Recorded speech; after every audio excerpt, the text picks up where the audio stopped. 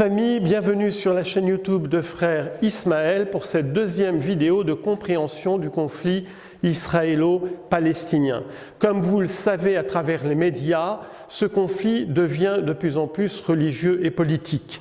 D'une part parce que l'organisation politique et militaro-politique numéro 1 des Palestiniens, c'est le Hamas, qui a été financé et soutenu par l'État d'Israël pour contrer le mouvement de l'OLP, qui était un mouvement laïque de Yasser Arafat.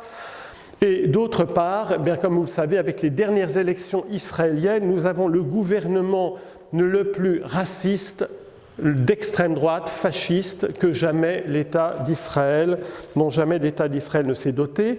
Et une politique suprémaciste d'extrême droite raciste qui est phénomène nouveau, de plus en plus religieuse depuis 10-15 ans environ, et qui ne l'a jamais autant été qu'elle ne l'est aujourd'hui. Donc le premier problème théologico-politique, c'est que si les Juifs ont abandonné la Terre sainte, la Terre promise, premièrement, dans leur livre sacré de la Bible, c'est à cause de leur péché.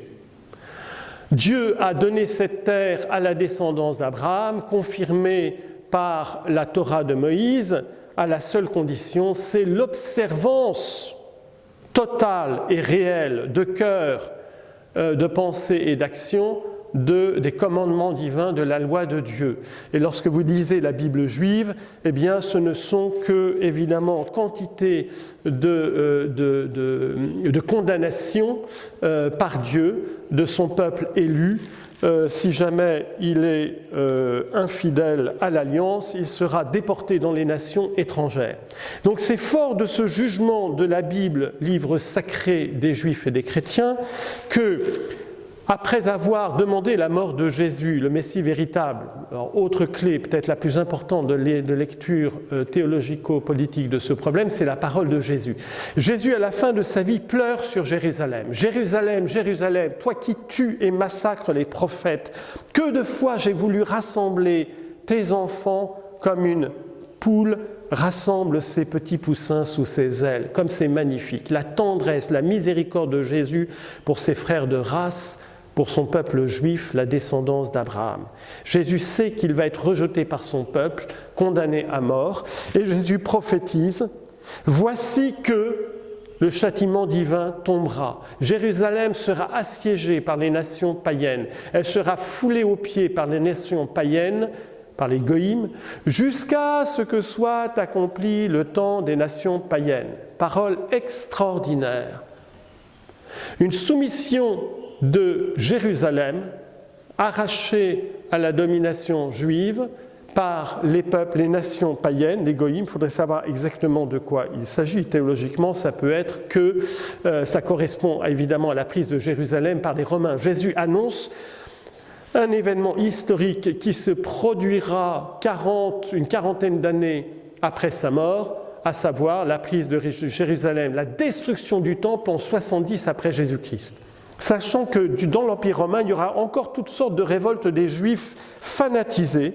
Quand vous lisez la guerre des Juifs de Flavius Joseph, vous voyez à quel point le judaïsme a poussé le paroxysme militaire et violent et intolérant au maximum qu'on puisse imaginer. Quand Jérusalem est assiégée par les Romains, dès qu'il y a une pause, dès que les Romains, à cause d'un problème de succession d'empereurs qui vient de mourir, de guerre civile, interrompent le siège de Jérusalem, les différentes sectes juives, les différents partis s'entretuent entre eux. Les Juifs attendaient un messie militaire. Ils attendent toujours un messie militaire envoyé par Dieu qui, selon tous les rabbins, doit les rendre maîtres du monde et faire de toutes les nations païennes, les goïms, leurs esclaves.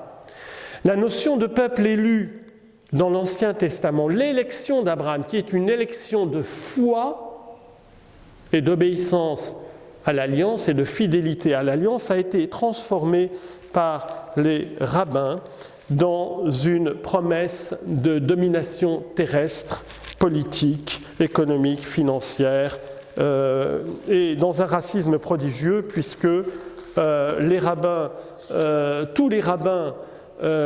qui croient dans le Talmud, qui considèrent le Talmud comme parole de Dieu et le Zohar comme parole de Dieu, et la Kabbale, c'est-à-dire malheureusement encore la majorité des rabbins, et j'en connais pas un qui ait remis ça en cause, eh bien c'est un livre extrêmement violent et intolérant et raciste qui demande l'extermination de tous les goïms. C'est écrit noir sur blanc, c'est sur Internet, allez voir des tas d'écrits de rabbins, d'anciens rabbins et d'enseignements rabbiniques actuels. Bon, je ne reviendrai pas sur cette question. Ce qui m'intéresse, c'est la parole de Dieu, sa corruption et son véritable enseignement. La parole de Dieu nous est donnée pour notre conversion à tous. Juifs ou goïms, on est tous sur un pied d'égalité, créés à l'image et à la ressemblance de Dieu. Les rabbins vont vous dire que les non-juifs n'ont pas une âme de la même nature que les juifs, que les non-juifs n'ont qu'une âme animale, et que eux, ils ont une âme divine.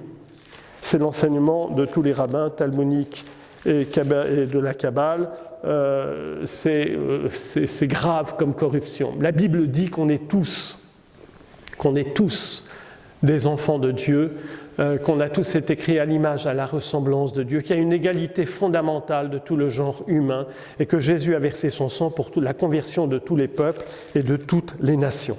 Si je reviens donc d'un point de vue théologique à la question de la Palestine, il y a des paradoxes phénoménaux puisque du point de vue de la descendance, les Palestiniens sont les indigènes, donc c'est eux qui sont les plus proches des 12 tribus d'Israël au niveau génétique et au niveau de la descendance historique. Mais voilà, ils ont embrassé le christianisme et l'islam, qui sont des religions universalistes, qui universalisent la mission des prophètes d'Israël et les promesses. Par le sang de Jésus, nous sommes tous peuple élu.